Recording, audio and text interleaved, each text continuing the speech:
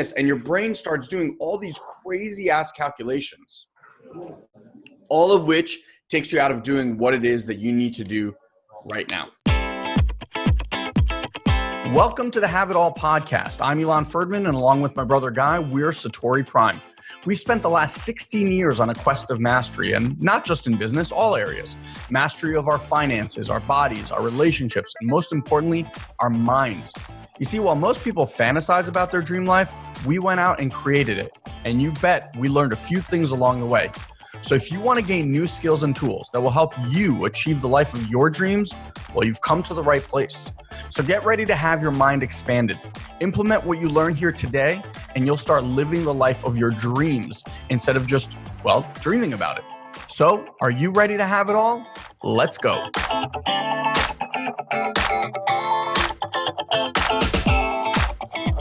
All right, guys. Well, welcome back. So, Guy, we got a few newbies up in here, which I'm really excited about. Okay. So, the word is they broke the first rule of have it all, which is they talked about it. Don't talk about have it all, right? Mm-hmm. So, it's on my page. Here's what I want. Yeah, I just shared it on my page. Okay, we got another one. Joe B, I think, is also here to see what this is all about. All right, so here's what I just want to start the conversation here, and you guys will, I'm sure, bring a lot more to this party. So I don't know where you guys are in the world, but yesterday was a huge day in the U.S., as it always is, and that was the Super Bowl. And I don't know, for those of you that saw it or did not see it, it just so happened. Oh my God, it's John Black. What's up, buddy? John and I were brothers in the same fraternity at college. Yeah. You remember Black? I do remember him, yeah. Yeah. So I know it's something that, I don't know if people abroad have actually watched, but yesterday was probably one of the craziest feats I've ever seen a team, individuals go through when it comes to mastery, and it comes to perseverance, and it comes to just inner knowing about oneself. So I wanted to, I kind of went to bed in awe. I woke up, I was like, was I dreaming? Did that actually happen? So for those of you guys that didn't watch it or didn't know, New England Patriots, Tom Brady, arguably the best quarterback, I think after yesterday, there's no argument anymore, but showed up to their 7th Super Bowl in as many as, I think, what is it, like 15 years or something? They won the first one my freshman year of college, so that was 2001. Yeah. So 16 years, and they've been in the Super Bowl 7 times. Wow. That's insane. They've been to the Super Bowl almost 50% of the time that they've been. That's just bonkers. Anyway, yesterday at halftime, the Atlanta Falcons, who they were playing, were up 21-0. 21-0. And I don't think anyone, it was such a blowout at that point, and it was just like New England was doing nothing right. Atlanta was doing everything right. You knew that they were going to come out and make some sort of changes, but they come out into the third, and lo and behold, the best they do is I think they scored a field goal. Atlanta scored another touchdown, so now it's 28-3. And literally, like, even in the living room where I was watching, it was just like a mass exodus. Like, at that point, everyone's like, the game's over. Right? Little did they know. What then transpired over a quarter, literally like a quarter of football, was one of the most ridiculous things I think I've ever seen. So bro, and I'm happy to hear whatever you want to say about it, because I'm sure you experienced it too. But like, for me, I think it's so present right now about the level of mastery that one must have. I'm not even talking about the physical game aspect. I'm talking primarily about the mental stuff. And it just translates so well into, I think it was Mitch White. I posted something yesterday about like Tom Brady equals mastery. I said I'm in awe of what I just witnessed. Greatest ever performance or something like that. And Mitch White wrote this whole thing about what we as human beings can learn, like everyone can learn from what happened yesterday. Because at the end of the day, for 3 quarters, they were down and out. They were getting annihilated. It wasn't even like it was competitive. It was just like they didn't show up to play really. And then somehow turned it all around in the fourth. Like Tom Brady, from missing every single receiver, all of a sudden starts hitting everybody on a dime. Receivers that were just dropping everything all of a sudden started catching. The offensive line that was letting everybody through. A guy had 3 sacks against Tom Brady solo, 2 in 1 possession. All of a sudden start standing up to them. Like, I'm just, guy, from your perspective, if you're that coach and you have this team who comes out of the locker room flat, what the hell happened that all of a sudden they flipped that switch? I mean, I think when you have that level of mastery and that seniority and that space, you have to know that you're never truly out of a game unless you take yourself out of the game. And I think like what we see with entrepreneurialism, like sometimes early success is a kiss of death. You know, you're up 28 to 3 in a game. You get maligned. You take your foot off the gas. You lose your edge a little bit. You start coasting. And the other team's got that underdog attitude and is just trying to like, all right, we just haven't sharpened our blade yet, so we're going to spend some time sharpening our blade here, and then have this like really effective tool. It's like that. It's an Abraham Lincoln. He's like, you spend X amount of time sharpening your blade, and then X amount of time like taking down the tree. Where like a guy would go there would like start hitting the tree with a blunt axe instead of just like taking more of his time to sharpen it.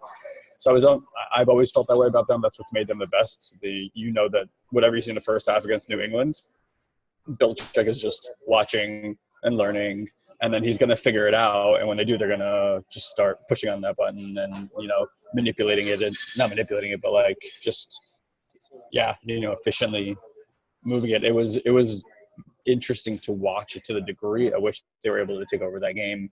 At that point, they must have just seen something and been like, boom, let's get it. Right.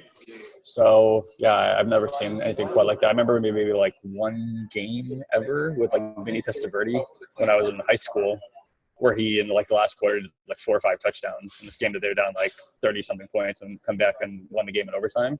Yeah. But to do it on that stage, to do it at this point in your career, to not lose the perspective of who you really are, and like still operate from that knowing in the face of like circumstances that nobody's ever overcome before, which nobody has ever overcome those circumstances before. Just build on the legacy of the greatness of. They overcame not only the greatest deficit in the Super Bowl at that point had been 10 points. They went into the locker room down 21-0. Like, I don't care who you are. You go into the locker room, you had a game plan. That game plan has failed miserably. Miserably. You go into the locker room, you make changes, you come out, you get stopped the first one, you stop them the first round, you get stopped again, or no, you get kick a field goal the next time, and then you get scored a touchdown again. And like all this is happening, it seemed to happen really fast. I'm just thinking like Tom Brady's knocked down on his ass. I think he got sacked something like 5 times. He got knocked down 19 times in the entire 16 game. So he gets knocked down. And we all know kind of like the Giants, which we're both Giants fans. So I'm not a big New England Patriots fan by any stretch of the imagination. I'm in awe when I witness mastery, and that was mastery. I'm just thinking like fourth quarter happens, and I think it's something like you said. I think they did see something. But I play tennis, and I don't know how many of you guys play sports competitively or do anything, like really competitive, whether it's like chess or sports or something where you can kind of like measure it's mind against mind. I know for me, when I'm playing tennis, the most difficult thing to do is get out of, like, if I'm in the slump and like none of my shots are working, I'm sure for golfers it's very similar. Like when nothing's working, what do you do to get yourself out of that? How do you make that switch? And so this is what I want to share with you, like my personal experience. I don't know what Tom Brady did. I can imagine that what I'm about to share with you is like something he probably learned, I don't know, like in his third year, I don't know, maybe in college or something. Like the level to which he has this capacity is so beyond my understanding right now. But here's what I can tell you. What most people do is they project versus be in the present moment. So, for example, for me, when I'm on a tennis court, and for those of you guys that don't know how scoring happens in tennis, it's not that important, but I'm just going to say it anyway. Like if I'm serving and I'm down love 40, okay, which means like I've given up 3 straight points, and if the person wins the next point, they win that game. Mm-hmm. I'm in my head, the way I used to operate, in my head I was like, oh, the game is pretty much done. Unless I'm playing someone like really, really bad, which no longer really happens. You know, like your brain just starts going like, okay, I'm already down, you know, I'm going to be down love 1. Then so now I have to win the next game. And all this is happening while I'm still bouncing the ball to serve. My brain's already there. So what I've started to realize is that your brain is in either one of 2 places. It's either in the present moment, doing the only thing it needs to be doing right then, which is literally bounce the ball, throw the ball, serve the ball. That's it, right? As soon as it goes into all of this future pacing, you're no longer there in that present moment. And so when you're down by a lot, that's where the brain tends to go. It's very difficult to keep that brain in that present moment and focus on just that one thing, like just hit this ball. Because what you're thinking about is all the ways you missed before. And you're also at the same time thinking like, well, if I hit this shot and miss it, then I'm going to be down this. And your brain starts doing all these crazy ass calculations, all of which takes you out of doing what it is that you need to do right now. So at some point, you know, great coaches, when a team's slumping, what do they always do, Guy? What do coaches do when the people are slumping? Yeah, like if your team is slumping, they tell you to focus on the inch in front of you. Yeah, that's it, right? Like get back to fundamentals and just do that one next thing. Mm-hmm. Don't worry about the whole picture. And I'm sure to some level, that's what they got. They like huddled up and were like, look, just make the next throw, just make the next catch, you just make the next block. You know, like it wasn't about, hey, we need, 3 touchdowns. Bullshit. Like you can't think about that. Mm-hmm. And so I think in life, in business, and the things that you guys are up to, it's super, super important. And you'll notice this happen all the time. Like if you're on an entrepreneurial journey, I know we attract a lot of people who are kind of in that world. If you're on that entrepreneurial journey, you'll know that when you create something, whether it's an advertisement or a piece of content, you're not really like, okay, I just need to do this one thing. You're thinking like, I'm going to create this ad. That's going to do this. I'm going to make $10,000. And your brain does all this crazy stuff. And then it doesn't come to fruition. And then what happens? Massive upset, massive disappointment, massive discouragement. And then you end up checking out. And what I saw yesterday was like people check out in the third quarter all the time. Mm-hmm. When they're down, when shit's not working, people check out.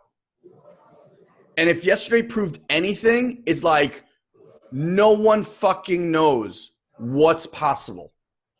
And 15 minutes changed the course of history. I mean, like not in like the grand scheme of like human population, but in sports, that was the greatest 15 minutes that has ever occurred. Yeah, at least in football. And I think for the the opposing side, quite the opposite, right? They probably came in the game as the underdogs, super sharp, really present, made the plays, went into the locker room going like, we got this handled. We're already living in that future, lost the presence of mind. Exactly. This other team comes in super sharp, really present, like play-by-play, playing like a team, and just the way he was throwing and how they were catching, like you said, it was just like every ball was like the perfect throw, perfect drill, the whole thing. And that's what, when we said there's a momentum swing, we're talking really like momentum of presence more than anything. And they must have just started feeling that disappointment and that heaviness play-by-play, and it's just like the culmination of that was what led to them just, underperforming and those guys taking over the game. Yeah, I mean, it almost is like sometimes for me, well, I just want to read, John actually wrote something interesting. It doesn't matter where you're going or where you've been. The only thing that matters is the moment. That's where momentum harnessing arises from. So it's exactly right. Like momentum's everything in sports, right? You could be down, but like you could kind of start to see the table shift. But really, like all they needed to do was make one play, either on offense or defense, and it would have changed the game.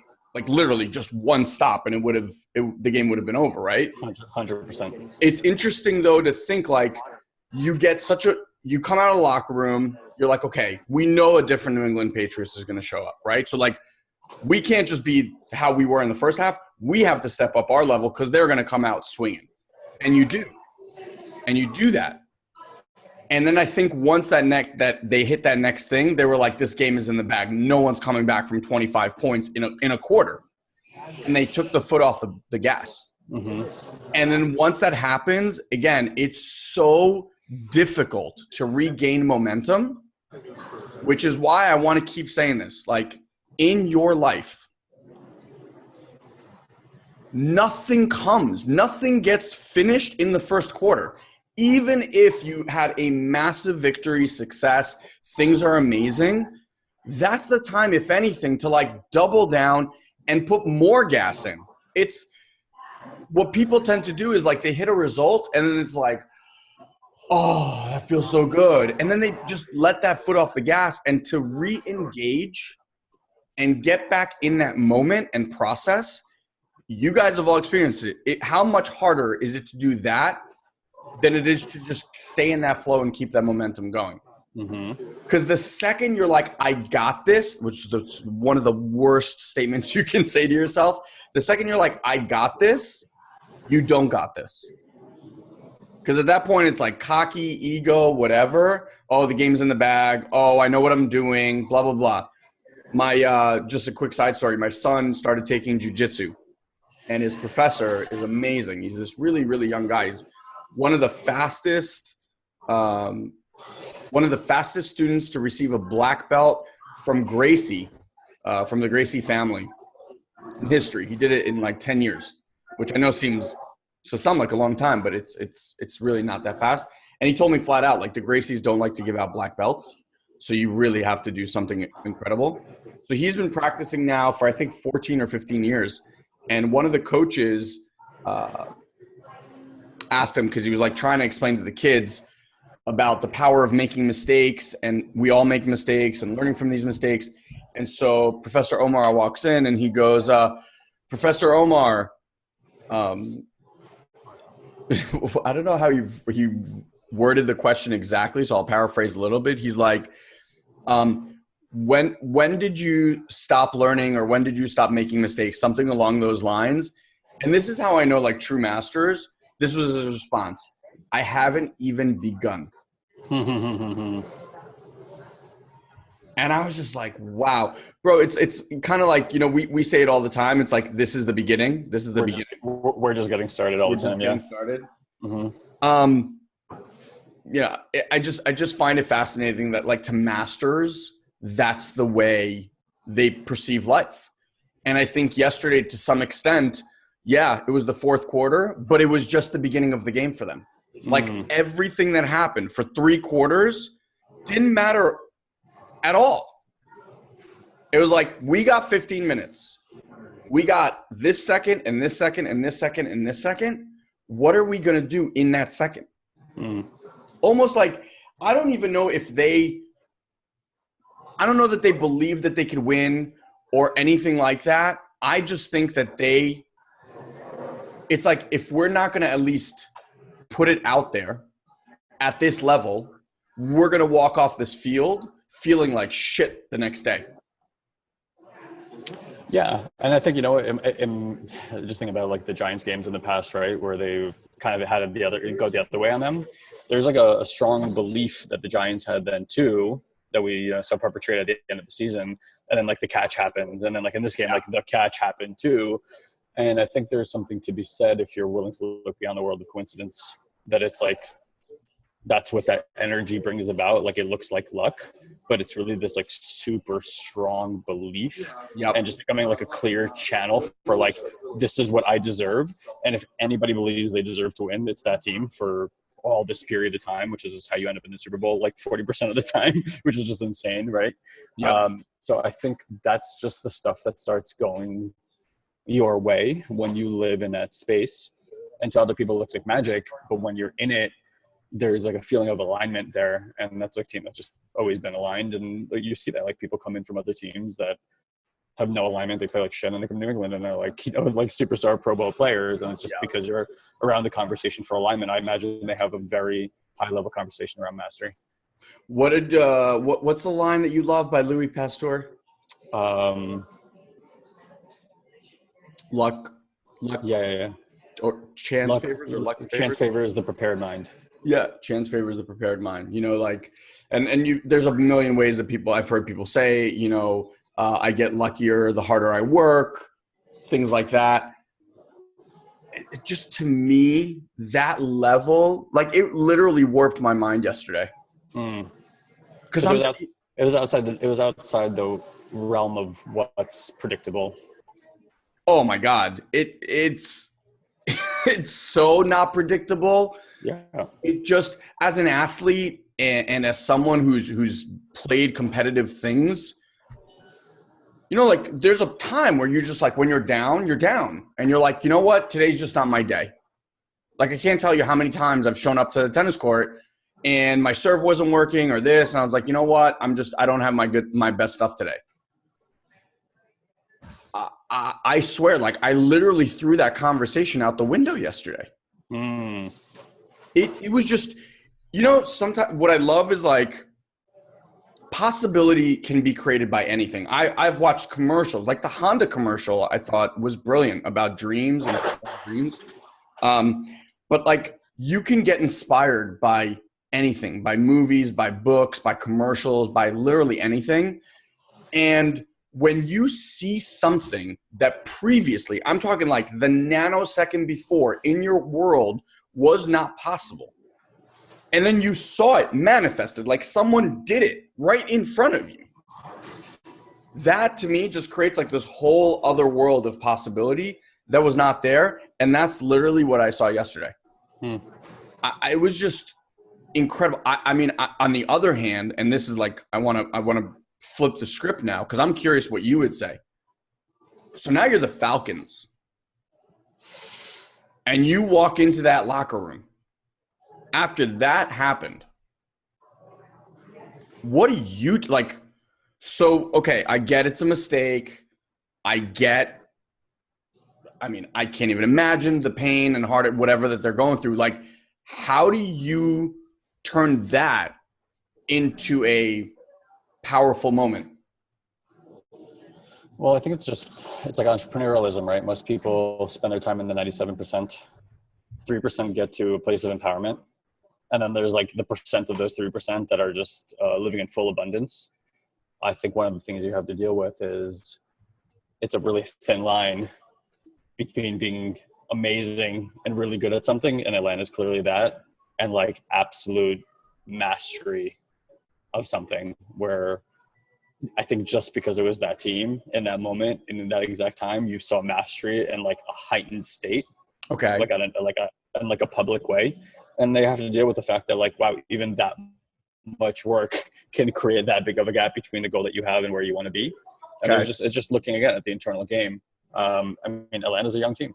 They physically can perform and all that stuff. And if they can keep that team together, they'll probably be back and win a Super Bowl or two in the near future. So here's my question. How, okay, because like, yes, yeah, go ahead. That pain, that loss, I'm sorry, for a young player, okay, that's a big mental fuck. Like they played lights out for 3 quarters. Mm-hmm.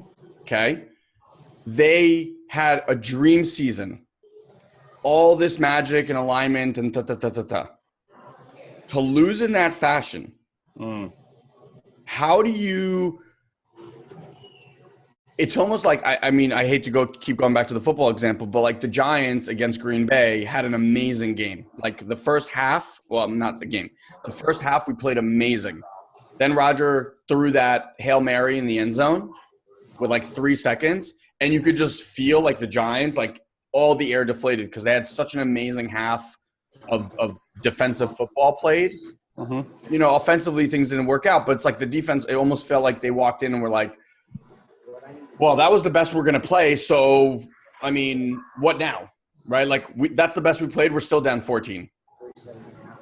How do you, if you were like one of their coaches, say like Matt Ryan or, you know, one of the defensive or anything like that, what would you say to that guy right now so that this would empower him to work harder next season versus demoralize him to be like, well, fuck, I put in what I thought was 100% and I'm done?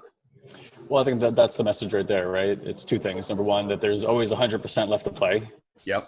Until the last buzzer and life, you could say, like, there's always 100% play until you pass.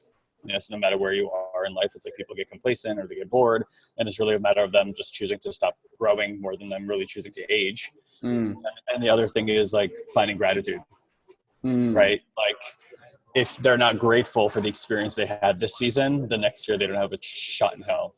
If they can find gratitude, open themselves back up to the lessons that they need to get. And that's just the lessons that team and those people collectively on that team need to have, that for whatever reason didn't get it to the extent that they needed to get it in order to accomplish their goals fully. And there's something to be said about that. And look, New England, on the other hand, has been through two of those experiences with the Giants, where they were like the perfect team almost, right? And then had this like super blue collar team come in there and just shellac them both times. And I really believe that even in both those games, it came down to belief. And notice how in all those Super Bowls, there was like that one play that is like, you're like, what the fuck? How did that happen? And I think, again, it's like there's an energy to that level of belief, and that the universe, God, whatever, aligns the circumstances for you in the most like prophetic way to just allow for something that looks like magic to happen. I think when you're in the swirl and the vortex of it, you're like, this is magic. Yeah. This is the alignment, you know, and the magic is like a manifestation of that. I was reading Gene Key's last week, and my Gene Key talked a lot about magic and how magic and common sense are actually seen in contrast with one another, where common sense is actually magic. It was just really beautiful, like line that I can't recreate it because it was just said so beautifully. But that's what it is, right? Like, mastery is common sense. It's like, it's a choice to be an eternal student. They've been at the top of the game because they never stop learning. You don't get positioned in those situations that often unless you've made that choice for yourself. Yeah. I mean, we've had plenty of personal experiences in our business. We continue to have personal experiences in our business, but one, I just want to share a story with you guys. Like, at some point when we started really kind of like understanding how to generate revenue consistently, which at the beginning takes a lot. We were pretty much doubling our revenue month over month for like a period of 6 months at this point. And then flatlined for 3 months, like literally having very, very little to show for it. And during that time, we went to one of the people that was leading the charge in the company and offered to give him $10,000 so that he would go out and basically, for those that don't know about marketing, buy media on our behalf, because we knew that he was doing really well and we just wanted to kind of tap into his brain and understand what he's doing and things like that. So we gave him 10 grand. We knew him. We trusted him. He was one of the leaders in the company at that time. And he stole the money. Like, we didn't know this at the time, but after about a month, you know, nothing was done. We had another conversation. He was like, well, you know, I was trying to buy this media. It didn't happen. We're going to do it next month. Okay. Month 2, still no leads, still no nothing. Now we started going back and forth, and we're like, all right, listen, this is not working. Just give us back our money. And he refused. He was like, started making us feel small. Like, you don't understand. you don't understand how business works, this and that. And I know like the second someone gets really hostile and defensive, it usually means that they're trying to hide something. So long story, very, very short, the guy ended up stealing our 10 grand. And then and that 10 grand to us at the time was a ton, like $1 million. Yeah. 10 grand to us in marketing was it was like sustaining a living to like being back to square one, literally. And especially when you're choosing between putting money into marketing or putting food on the table. Yeah. Yeah. And, I remember I was at an event and, I asked a guy who'd been in the industry for a long, long time. And I told him the story and he let me say the whole thing. So he just noticed how upset I was getting and this and that. And he just asked me, he knew I believed in energy and things like that. He goes, the amount of energy and thought that you're investing in this, if you just took that same energy and that same time and invested it in actually creating something versus trying to get something back, you'd already made 4 times that money and you wouldn't even fucking care about the $10,000 that you handed someone. And it was literally like that moment that I remember, I flipped the switch. And I was like, I'm done. I'm done giving that energy.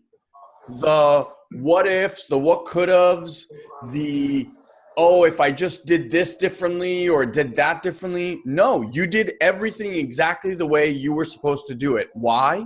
So that you can learn a really valuable lesson. And now being whatever it is, 3 plus 4 years removed from that scenario, I don't know, probably 4 years, I can honestly tell you that lesson of what I will call investing $10,000, I can assure you already has made us hundreds of thousands of dollars more and will save me most likely from making $1 million mistake way down the road. So back to these guys, like if I were their coach, I personally believe that as a journey of our life, John Black was saying like the continuum of life, every little piece that happens is there to serve a purpose. We might not even see what that purpose is in this lifetime. But if at least you have the knowing that all of this stuff is happening for you and through you, then what they experience could be the biggest catalyst for the most successful. They could literally win like the next 3 out of 4 Super Bowls if they keep that team together and play the way they did. You need sometimes things to happen to humble you. To finish now in that team's vocabulary, finishing is going to be something very different than finishing for any other team. 100%. Putting teams away at the end of practice when all you want to do is quit, and knowing that another team didn't quit before you will make you work that much harder. So things like that, to me, if you can create that kind of new perspective and let that thing fuel you instead of burn you, they may have been just handed like the golden ticket for the next 5 years as a team. Well, even if not that, for those people in their lives, that's going to be one of the most pivotal moments as they look back and whatever it is that they move forward in, whether it's, staying with football or, football is a temporary thing in their lives. For most of them, it's actually very short term. Yeah. Like that lesson, whether they're in business or whether they decide to serve or, it would be interesting to say the least to go and follow the people who were on that team for the next 20 or 30 years and then look back at how many of them become super successful or, start becoming part of large movements or anything like that. And I'm sure a lot of them will point back to that moment and be like, the biggest disappointment of my life. And like we've been saying a lot recently, like trauma and the precipice of consciousness and transformation. Once they come out of their darkness, I think those people will be greatly impacted towards transformation in their lives. Yeah, it's going to be really interesting to see because I'm sure they're going to be like getting drilled with questions. Just one other tip that I want to share with you guys. Yeah, I just want to point out something in contrast real quick. So if you remember, like last year's Super Bowl, Cam Newton and those guys who had like the best season of all time, and then how he responded when they lost. Yeah. Remember, he like completely shut down. And look at the season they had this year. And granted, the whole team wasn't quite together as it was, but they had a terrible season, and mostly because they probably had, he's a young guy or just didn't take that on as a way of like transmuting and transforming that experience to something that would lead them to only greater. And they took a lot of steps back, and maybe that was a lesson for him this year, and that's fine. It's interesting, right? Like you can really use those moments for both. And I can't say that that's what happened. It's just interesting to look at. Yeah, no, it's going to be interesting. Like I just want to share this one other thing with you guys. Stuff happens in our lives all the time, right? Good, bad. That's all your judgment, this and that. But I think we, and a guy will agree with this, are big believers in experiencing every moment. I think to just try to blind what happened and be like, no, I'm not upset, or, it's okay. Bullshit. Like that loss hurts. I don't care how you slice it. Like that's going to be a painful loss. What we do, one of the tools that we use is we give ourselves a deadline. I know the body needs to react. I know the brain needs to process. And I know during that process, it's going to send a whole slew of chemicals into my brain that are going to make me feel sad or disappointed or upset or angry or frustrated or whatever. But if you resist that from happening, it's going to send a lot more of those chemicals in your body. So knowing that, okay, there's a physiology to everything, right? And when that happens, I'm not going to feel great. But you got to give yourself a finite amount of time that says, till this time, brain, body, whatever, you could do whatever you want to do. You want to feel upset, you want to do this, you want to do that, feel it. Mourn, do whatever you got to do. At the end, set a date, set a time, set whatever. Like if it's minuscule, like I've had days where shit doesn't go right. And I would literally, like if it's like, it's 3:40 now, for example. So I'll say, okay, body, mind, whatever, you got till 4:00 to do whatever you need to do. You can be pissed, you can moan, you can bitch, you can, all of it. At 4:00, we're getting this shit back on track. Because I'm not willing to spend more time in a place that I know at the end of the day, it doesn't serve me. It's not like moving me forward. And I know that the body just needs to experience certain things, right? If I don't resist it though, it just goes through me and allows for the next thing to arise. And by doing so, you almost like give permission to whatever that other part of you be right at that moment, right? Like we all want to be right. We all want to be heard. We all want to be accepted.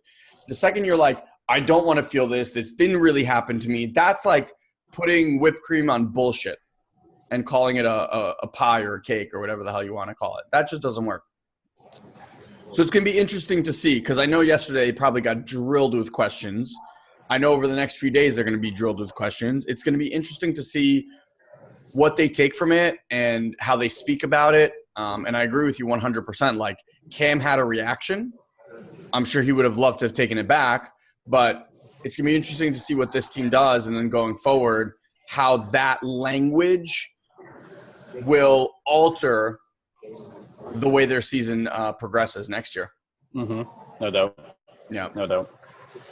Anything else you want to say about mastery or this or anything here? No, I felt like you were trying to drive the conversation of a different direction. Say it again? I said I felt like you were trying to drive the conversation in a bit of a different direction. So why don't you go ahead? No, I'm good. I didn't want to keep this going for more than like 45 minutes today. So. Okay. Yes. I mean, we could wrap it up and kind of just leave it with a question mark and mystery of discovery without really going into deep diving into, quote unquote, an answer. Yeah. I mean, I'd love to hear from you guys in the comment box. What what were your takeaways? Did you have any like aha moments from seeing this? Are there anything that you've experienced in your life? How did you deal with it? Because there's a bunch of people in the comment box. Like, I'm sure it just share the experience and let other people grow and develop from that as well. So yeah, do that. Also, letting you guys know that this upcoming Wednesday at 5 p.m. Eastern Standard Time, so a couple hours after when we started today, we have the Q&A session. The last one was awesome, really, really awesome. So feel free, come on out. And if you don't have, if you know you're not going to be on those live calls, you can always private message us with questions, and we will we can open with them, we can close with them, but it's great great opportunity right there. And yeah, our website, new website should be coming out here in a day. I mean, it should be up tonight, but some of you guys will probably be sleeping. So tomorrow will be a whole brand new world for Satori Prime Land. We're super excited to share with you guys. Podcast launching in just a couple of days here as well. So make sure, we'll let you obviously guys all know, but for those of you guys that have been hounding us, it is coming out here in the next couple of days. We were just waiting for the website to be done so we can put all the show notes and stuff in there. So yeah, look for it in iTunes. Make sure you subscribe, like, and comment. And yeah, if you get value out of these Facebook Lives, make sure you follow Satori Prime, top right-hand corner, so you know when we go live. And if you got value from today's call, you found it interesting, feel free to share it. We'd love to have more new people on here. I know there's a few newbies that came to hang out with us today, so thanks for coming. And we'll see you guys on the next Have It All Live. Have an amazing day. All right, guys, later. So that's it, my friends. That's today's episode. I just want to thank you for being part of our Have It All family, and truly, truly thank you for listening to our podcast. If you'd like to help or give back in any way possible, the best way would be to share this or any other episode that you loved with your family, friends, or colleagues. And if you'd be so great as to just leave us a rating and a comment on either iTunes or Stitcher, whichever you use, that helps us tremendously. It only takes about 2 to 3 minutes of your time and would mean the world to us. Finally, I want to let you know that if you want to get even more exclusive content from Guy and I, just head over to satoriprime.com and make sure you join our mailing list. Now, I know what you might be thinking, God, not another mailing list, but I promise you, you'll only get an email or two from us per week, and it will always have amazing videos and articles that I'm sure you're going to love. Promise. So until next time, you can join our ongoing conversation at the Have It All Facebook group, where you can let us know how we're doing and what we can do to improve. Love you all, and we'll see you on the next Have It All podcast. Have an amazing, amazing day, my friends.